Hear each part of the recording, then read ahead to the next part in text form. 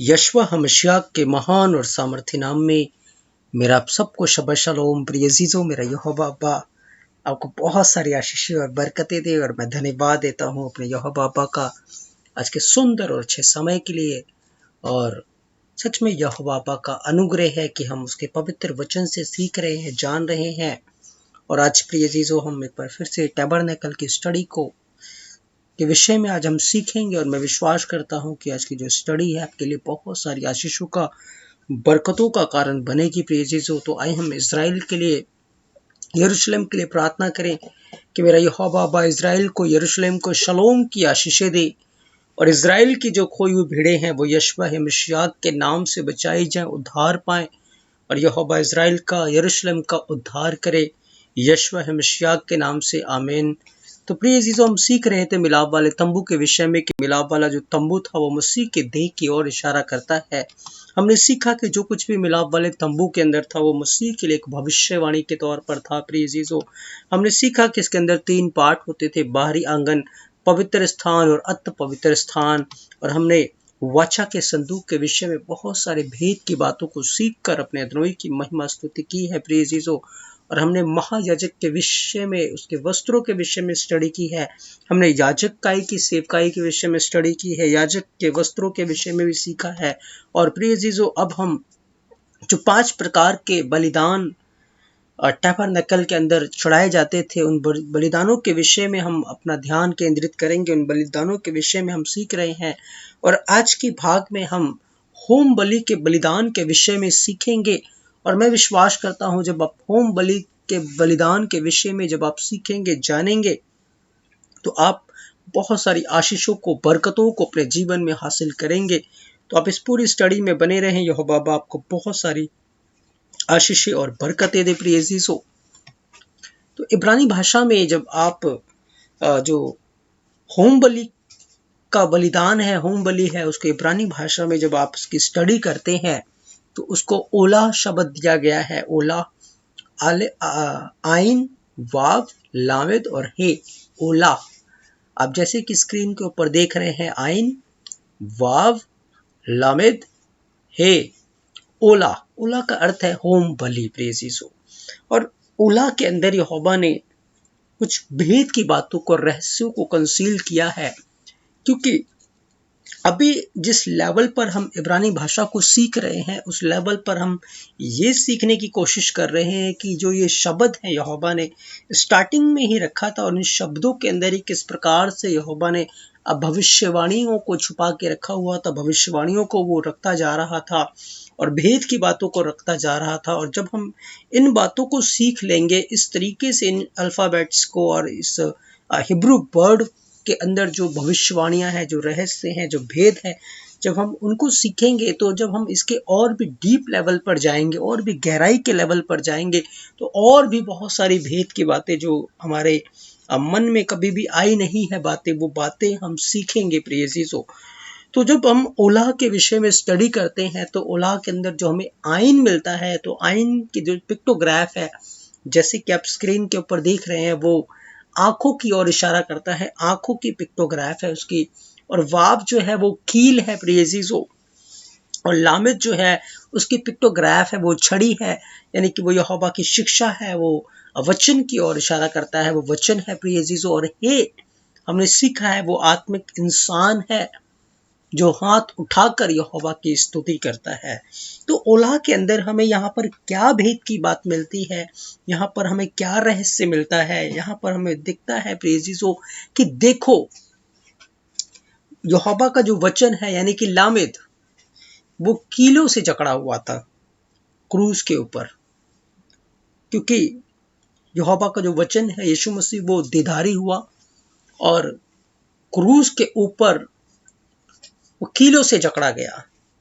तो ओला के अंदर हमें एक बात मिलती है कि देखो, यहोवा का जो वचन है वो देह में होकर, वो हे में होकर, क्योंकि हे जो है वो आत्मिक इंसान है, स्पिरिचुअल मैन है, और जिस प्रकार से वो हाथ उठाकर आराधना करता है, उसी प्रकार से यीशु मसीह जो यहोवा का वचन था, देह में आकर हाथ उठाए हुए क्रूस के ऊपर कीलों से जकड़ा हुआ था।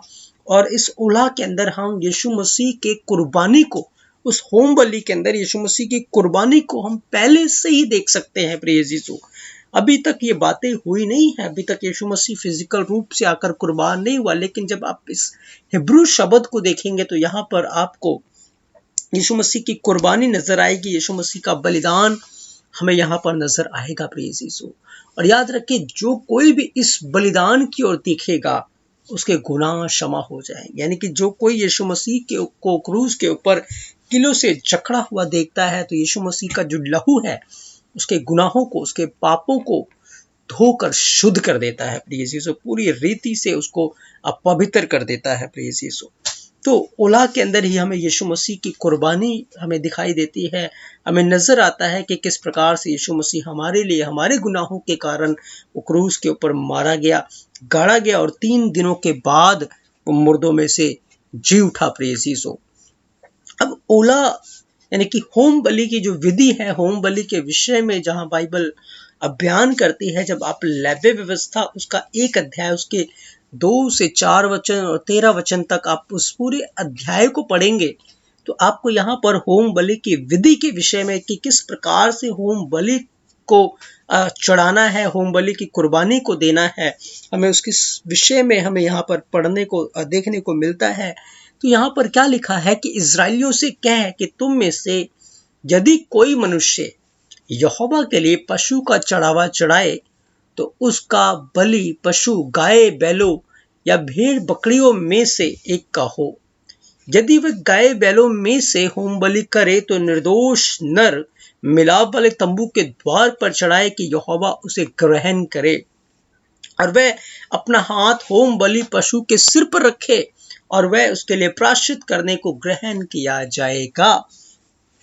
याद रखें प्रिय अजीजों कि तनाख के अंदर, या हम अपनी भाषा में पुराने नियम के अंदर कहें तो जब भी कोई इंसान पाप करता था, गुनाह करता था, तो क्योंकि उसने गुनाह किया है और गुनाह की जो सजा है, पाप की जो सजा है, मजदूरी है, वो मौत है। अब उस इंसान को जिसने गुनाह किया है अपने पापों का बोझ उठाना है और उसको मरना है, उसका लहू बहना है क्योंकि उसने पाप किया है।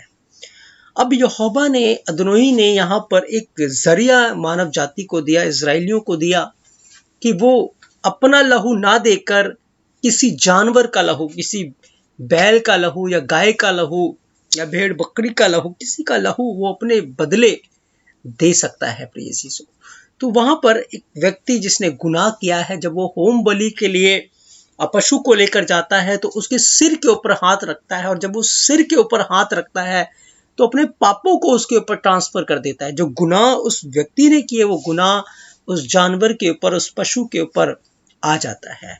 और जब वो पशु यहोवा के सामने कुर्बान किया जाता है, यहोवा के आगे वो बलि किया जाता है, तो यहोवा उसकी सुगंध लेता है। उसकी जो सुगंध है, जब उसको जलाया जाता था, उसकी सुगंध यहोवा की हजूरी में पहुंच जाती थी और यहोवा फिर उसके गुनाहों को, जिस व्यक्ति ने गुनाह किया, उसके पापों को ढांप दिया जाता था, उसके पापों को थोड़े समय के लिए ढांप दिया जाता था। अब यहाँ पर हमें क्या रहस्य, क्या भेद की बात मिलती, क्योंकि जब वो इंसान किसी जानवर के लहू को लेकर वो यहोवा की हजूरी में आता है, अपने पापों के लिए प्रायश्चित करता है, तो जब उस कुर्बानी को चढ़ाता है वो तो एक जानवर की कुर्बानी कर रहा है, लेकिन यहोवा ओला के अंदर, उस होम बलि के अंदर अपने पुत्र की कुर्बानी को देखता है कि यीशु मसीह एक दिन सारी मानव जाति के लिए, जब वो क्रूस के ऊपर मारा जाएगा, गाड़ा जाएगा और 3 दिनों के बाद मुर्दों में से जी उठेगा, तो यहोवा सारी मानव जाति के पापों को, जो कोई यीशु मसीह की ओर देखेगा, जो कोई उसके ऊपर विश्वास करेगा, उसके पापों को हमेशा हमेशा के लिए खत्म कर दिया जाएगा, हमेशा हमेशा के लिए उसे पूरी रीति से पापों से आजाद कर दिया जाएगा। तो जितनी भी कुर्बानियां हैकल के अंदर हुआ करती थी, उन सारी कुर्बानियों के अंदर आप यशवा है मसीह को देख सकते हैं, और उस समय के जो लोग हैं, याजक है और महायाजक है, जो कुर्बानियां चढ़ाते थे, वो फिजिकल रूप से तो कुर्बानियों को ही देख रहे थे, लेकिन जब हम आत्मिक रूप से उसके भेद में जाएंगे, उसके रहस्य में जाएंगे, इब्रानी अल्फाबेट में जाएंगे, तो हमें क्या मिलेगा प्रिय अजीजों? हमें मिलेगा कि वहां पर रहस्य छुपा है, यानी कि वहां पर यीशु मसीह छुपा हुआ है।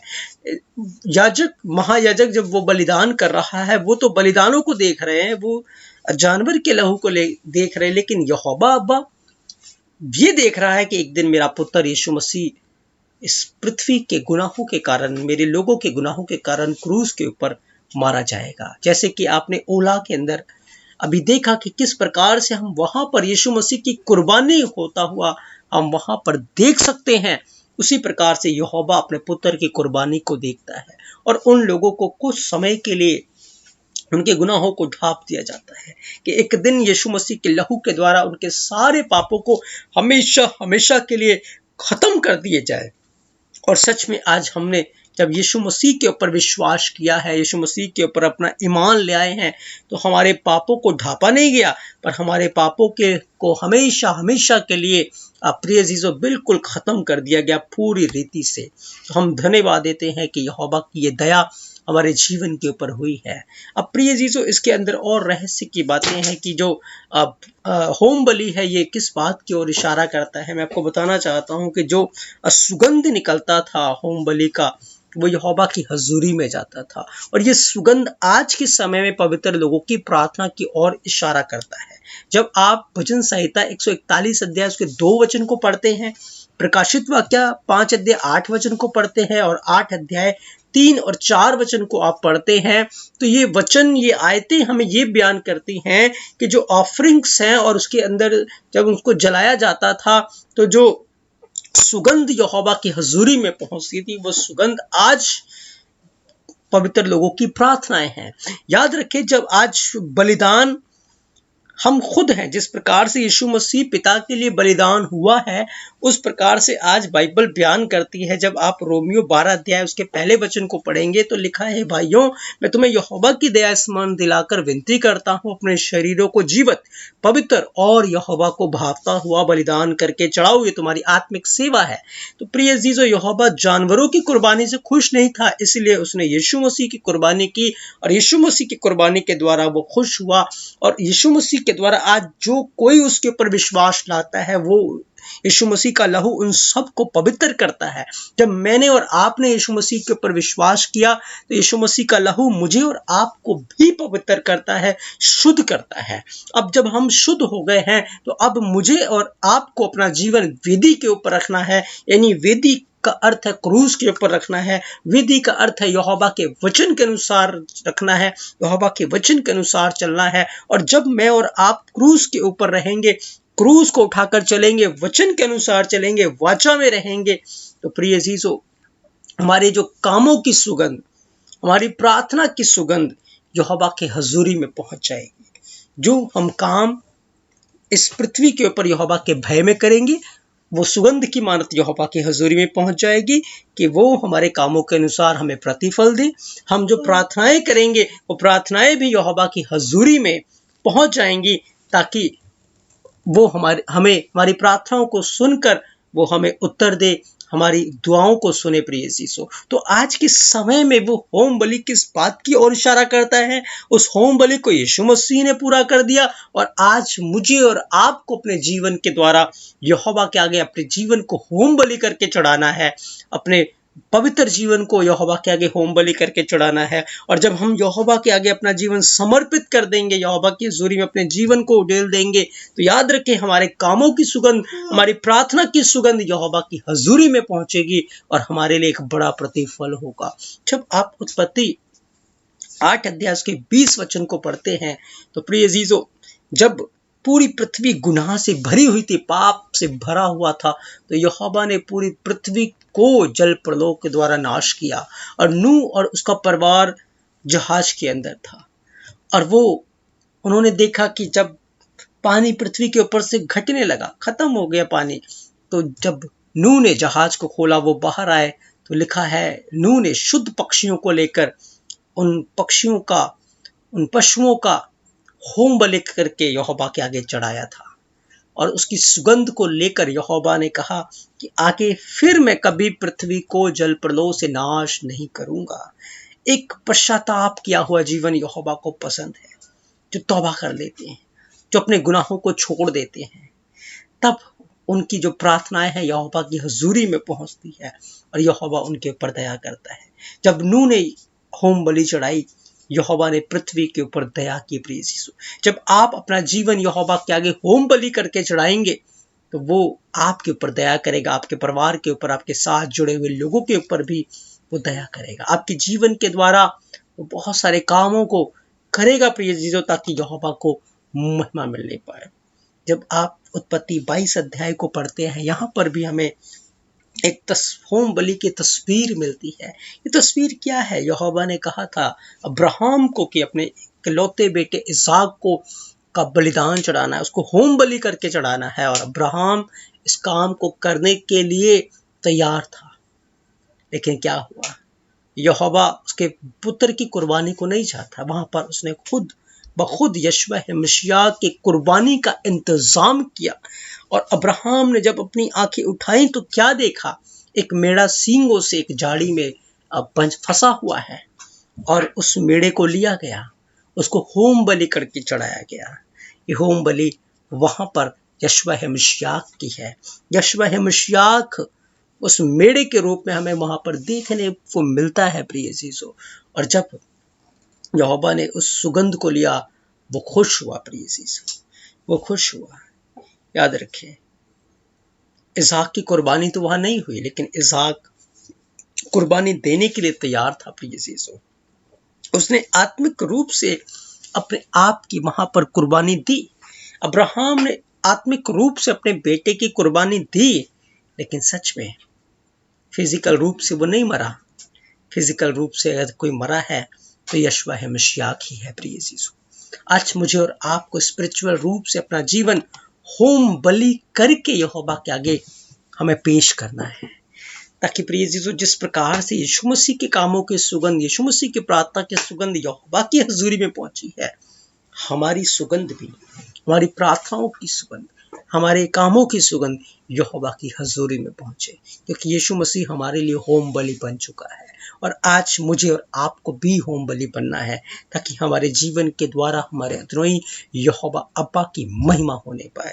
जब आप 2 कुरिन्थियों 5 अध्याय 21 वचन को पढ़ते हैं, लिखा जो पाप से अज्ञात था उसी को हमारे लिए पाप ठहराया, कि हम उसमें होकर यहोवा की धार्मिकता बन जाए। याद रखिए, यीशु मसीह पाप से अज्ञात था, लेकिन हमारे लिए वो पापी बना। आज जहान के अंदर लोग पाप से भरे हुए गुनाह में है, और मैं और आप यहोवा की सामर्थ को, उसके जलाल को, उसकी महिमा को जानते हैं। प्रिय यीशु, मुझे और आपको अपना जीवन वेदी के ऊपर रखना है और उन लोगों के लिए प्रार्थना करनी है, जैसे अब्राहम प्रार्थना कर रहा था, जैसे यीशु मसीह प्रार्थना करता है, बाप ने क्षमा कर, ये नहीं जानती है क्या करते। उसी प्रकार से मुझे और आपको जब हम प्रार्थना करेंगे तो हमारी प्रार्थना की सुगंध की मानद यहोवा की हजूरी में पहुंचेगी, और यहोवा हमारे जीवन के द्वारा एक बड़ा कार्य करेगा। प्रिय यीशु, वो पापों को क्षमा करेगा, वो गुनाहों को माफ करेगा, और पापियों को तौबा का मन देगा, और उनके जीवन भी बचाए जाएंगे। मैं विश्वास करता हूँ कि आज के भाग में हमने जो होम बलि के विषय में सीखा, आपने इस विषय के द्वारा आशीष पाई है। हमने देखा कि किस प्रकार से होम बलि जो था वो यहोवा के जलाल को, उसकी महिमा को रिप्रेजेंट करता है, कि किस प्रकार से यीशु मसीह होम बलि बना, और किस प्रकार से मुझे और आपको भी होम बलि बनना है प्रिय यीशु, ताकि हमारे कामों के द्वारा, हमारे जीवन के द्वारा यहोवा को महिमा मिले। आज के वचन के द्वारा यहोवा आपको बहुत सारी आशीषें और बरकतें दे। आप सबको शबा शलोम। अगले भाग में हम एक नई स्टडी के साथ मिलेंगे। तब तक के लिए मेरा यहोवा आपको बहुत सारी आशीषें और बरकतें दे। आमीन। शबा शलोम।